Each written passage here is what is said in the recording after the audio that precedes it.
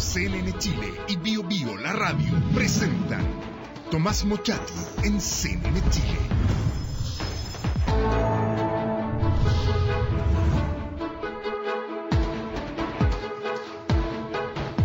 Muy buenas noches, ¿cómo está? Es imposible no hablar de Julio Ponce Lerú. Es el personaje hoy día de la contingencia absolutamente. ¿Quién es? ¿Quién es Julio Ponce? ¿Por qué hizo lo que hizo? ¿Por qué se ha transformado, según algunos, en el mayor corruptor conocido, recalco la palabra conocido, de la política chilena? ¿Cómo logró el yerno del general Pinochet horadar, penetrar a la Concertación y a la nueva mayoría hasta sus más íntimos rincones para apropiársela? ¿Cómo lo hizo? ¿Quién es Julio Ponce? ¿Quién es este yerno del general Pinochet que hoy día es riquísimo y que está en el ojo del huracán? Manuel Salazar, periodista, es autor de este libro, Todo sobre Julio Ponce Lerú, el de yerno de Pinochet a millonario. Uno de los coautores, además de un libro que es imperdible, que es La historia oculta del régimen militar, Guzmán, ¿Quién, cómo y por qué?, Traficantes y lavadores, Bajo sospecha, muchos libros, Piñera, Las letras del horror, tomo 1, La DINA, tomo 2, La CNI, La historia del Chile chileno, entre muchas otras obras. Manuel Salazar se dedicó a investigar a Julio Ponce. ¿Qué tal? Buenas noches. Hola, buenas noches. ¿Fue difícil o no? Sí, difícil. El tema de partida es muy complicado por la complejidad de las sociedades, ¿no? Formadas en el extranjero, ocultadas, el tipo de sociedad. Le gustaban las Islas Caimán. Claro, pero además acciones tipo A, tipo B, distintos tipos de acciones.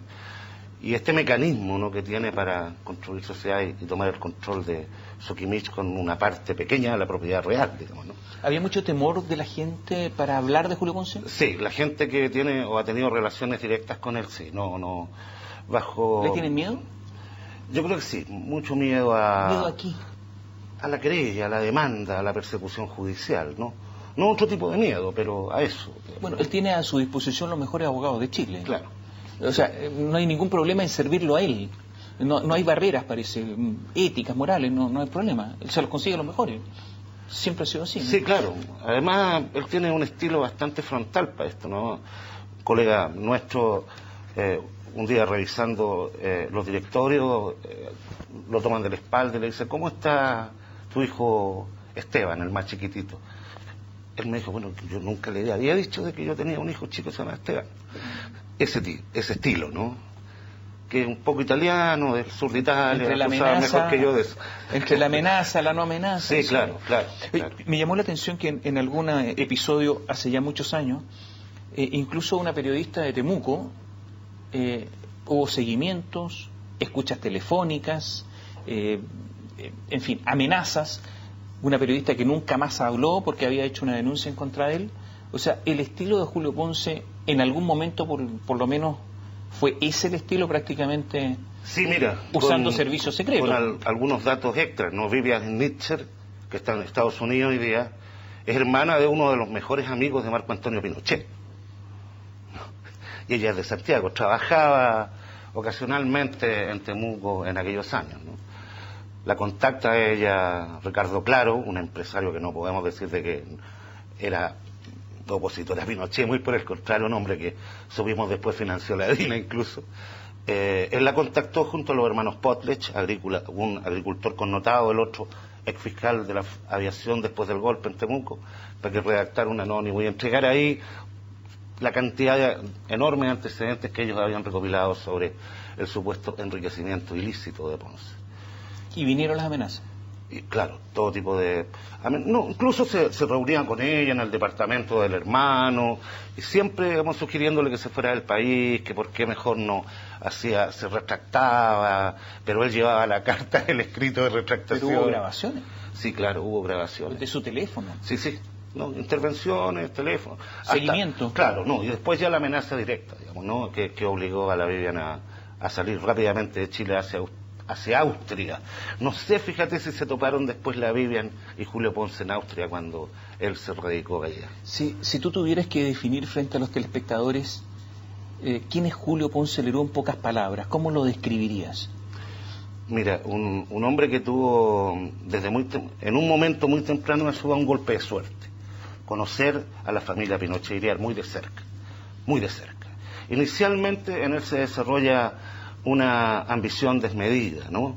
Porque se da cuenta de que tiene, como muy pocos otros, acceso directo al poder, al enriquecimiento, eventualmente a construir un imperio, el afecto de su suegro, ¿no? Que a él lo mira de una manera distinta a su hijo. Él tiene talentos que los niños Pinochet no tuvieron, ¿no? Ellos tienen otras habilidades de otro tipo, pero Julio Ponce sale una bala para los negocios, digamos, ¿no? Un hombre capaz de construir cualquier grupo económico, un imperio, y eso a Pinochet le encanta, ¿no? O sea, es como que el hijo que hubiese querido Exacto. tener Pinochet. El hijo que no tuvo. El hijo que no tuvo. Y bueno, y la bendición de Pinochet le permite abrir cualquier puerta, no todas las puertas que...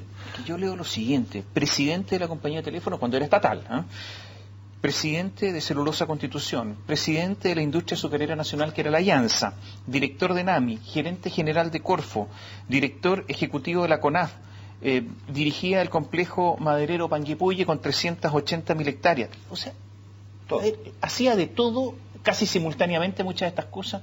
O sea, era el hombre todopoderoso del régimen en materia económica. Sin duda. Me refiero en materia en parte empresarial. Sin duda.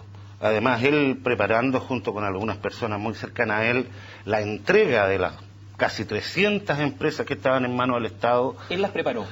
Él junto a dos personas claves en el gobierno militar. ¿Él fue el gran privatizador de Chile? Sí, yo creo que sí. Él y las 28 personas aproximadamente que integraban el directorio de Corfo, casi todos ellos coroneles y generales. Y al privatizar, Julio Ponce logró tener una relación estrecha con los grandes grupos económicos, con los Luxi. Mira, inicialmente con los dos principales en aquellos años, ¿no? Vial y Cruzat. De hecho, en la primera entrevista que él da en la prensa chilena, que se la da a Gloria Stanley, en la revista que pasa el año 83, después del escándalo que te comenté, él se presa en esa entrevista de que uno de sus mejores amigos es Javier Vial. Entonces, él había estado en Forestal S.A., que poco después de su paso por allí fue adjudicada al Grupo Vial. Muchas de las empresas que en ese tiempo se vendieron desde Corfo no se hicieron con licitación, se hizo venta directa, era solo aprobada en el comité de Corfo. Entonces te das cuenta de lo que ahí ocurrió, que hasta hoy día no sabemos claramente qué pasó con eso. ¿Se perdieron esos papeles?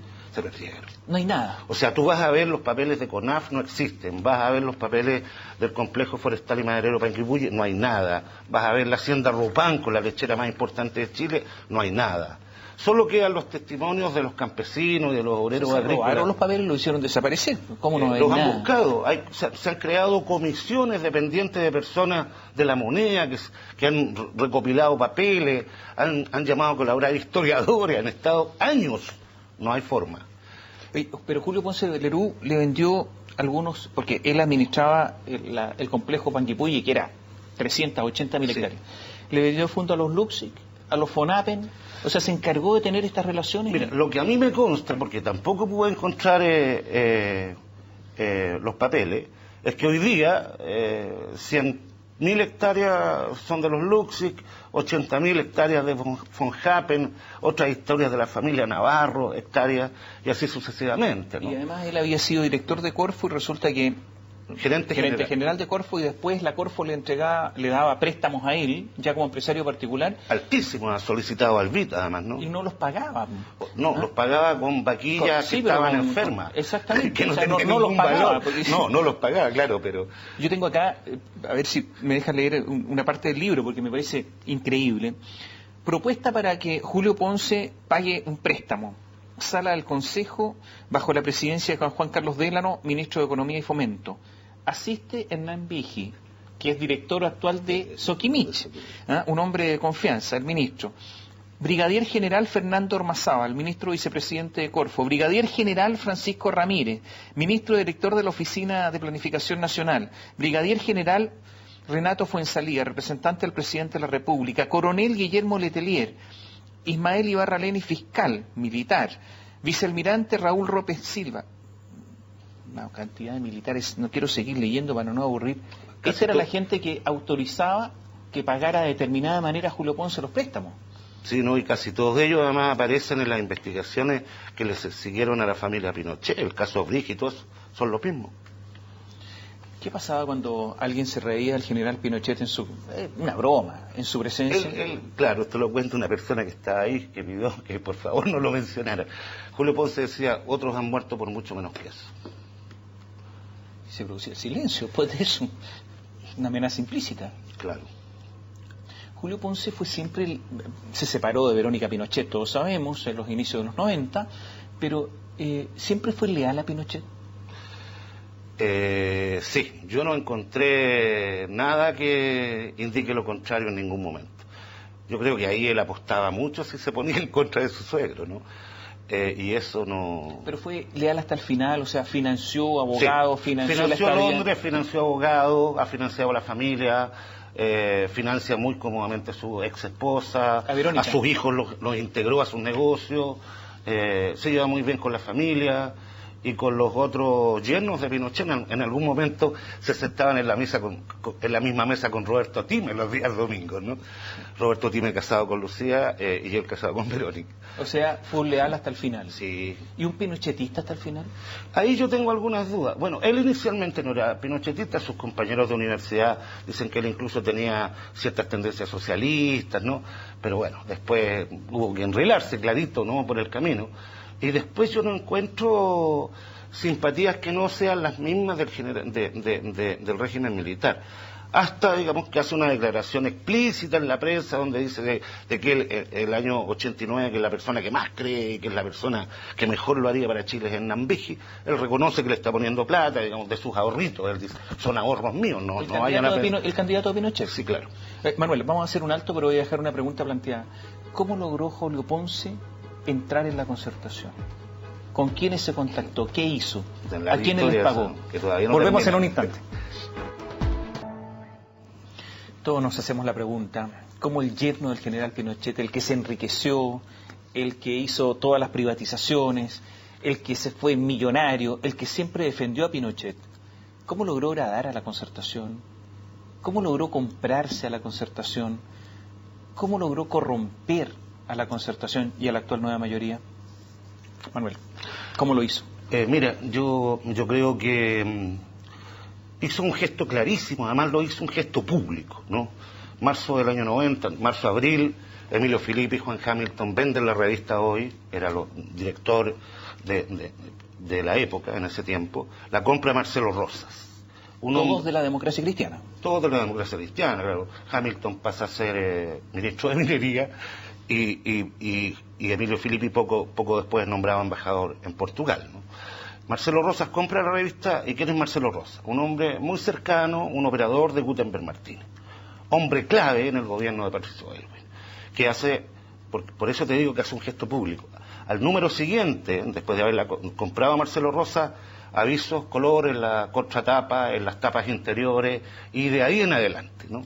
8 páginas color al medio, inserto, 10 páginas color, y lo mantiene hasta el año 98, que se cierra la revista Hoy. Entonces, aquí, es altos de publicidad, yo los recorté, me di el trabajo de recortarlo, ¿no? A partir de ahí, en mi opinión, Julio Ponce establece vínculos directos con el sector más importante del gobierno de Patricio Aylwin. Elige la EDC. El año 98, coincidiendo con el cierre de la revista Hoy, abandona el ejército el general Pinochet, deja la comandancia en jefe. Y paralelamente se vislumbra la posibilidad de que el nuevo presidente de Chile sea Ricardo Lagos. Y en ese ámbito, en el socialismo, en la izquierda de la Concertación, Julio Ponce no tiene llegada, no tiene contactos. Y él ve la posibilidad, como ya no está su suegro para que lo proteja, digamos, ¿no?, de que Ricardo Lagos puede examinarle la propiedad de Soquimich. ¿Y qué hace? Contacta, busca la persona que le permita llegar a un acuerdo. Y se encuentra con él. Julio Ponce está viviendo en Austria. Él se había marchado detrás de una niña que le quitó el corazón, digamos, equitadora austriaca. Y en ese momento en la Embajada de Chile en Austria está Osvaldo Puccio, exministro secretario general del gobierno de Ricardo Lagos, y además hijo del secretario privado del presidente Allende. Pero aparte de ser embajador en Austria, Osvaldo Puxio está encargado de representar a Chile en todos los organismos que tengan que ver con la energía nuclear. Ámbito que le interesa mucho a Julio Ponce y a Sokimich, porque el litio, como tú has de saber, es un elemento importante en esa industria. Al igual que otros minerales no metálicos que han aparecido en los salares del norte chileno, por los cuales hay algunas demandas con Corfo hasta hoy día, ¿no? Se hacen amigos y en mi opinión Osvaldo Puxio le abre las puertas del socialismo y la izquierda. En segundo lugar, Enrique Correa. Y aquí hay un dato muy relevante que yo creo que no ha sido bien visto. La última lista que presentó Impuestos Internos fue el 2 de abril.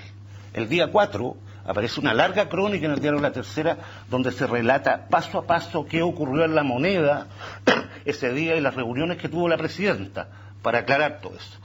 Ministro de Hacienda, Ministro de Interior, Ministro Secretario General de Gobierno, desde las 9 de la mañana hasta las 4 de la tarde, a las 4 se integra un nuevo personaje a esas reuniones que sale a las 9:30 de la noche, Osvaldo Puxio.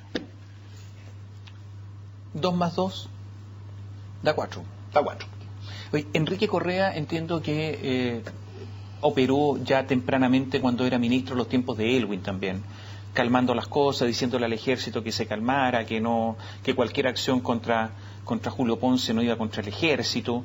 Y entiendo también que en el año 1900, ¿cuánto estaba comenzando el tiempo de Elwin? 1993, le entregan mediante contratos de arriendo el salar de Atacama a Julio Ponce en plena democracia. ¿Cómo lo logra Julio Ponce? ¿Quién lo hace? ¿Fue René Abeliuk importante en eso? ¿Quién fue el importante? ¿Quién es el ministro de Minería en el gobierno de Patricio Elwin? De Economía. Carlos Minami. Carlos Minami. Él fue. Sigamos sumando. 3 más 3, 6. O sea, son todos estos personajes, René Abeliuk, que no quiso investigar hacia atrás. No, mira, claro, a mí no me consta, pero yo creo que Sokimich, por razones obvias, tiene que haber tenido relaciones formales con el ministro de Economía, ¿no? Y con el ministro de Minería, y con la Corfo, con el Banco del Estado, etcétera, ¿no? Yo creo que en esas reuniones se van estableciendo vínculos y lazos, ¿no? Que finalmente todo lo hemos visto hoy día, toda esa gente que en algún momento pasó por los distintos gobiernos de la Concertación, poco después se sentó en los directorios de las empresas privadas, ¿no?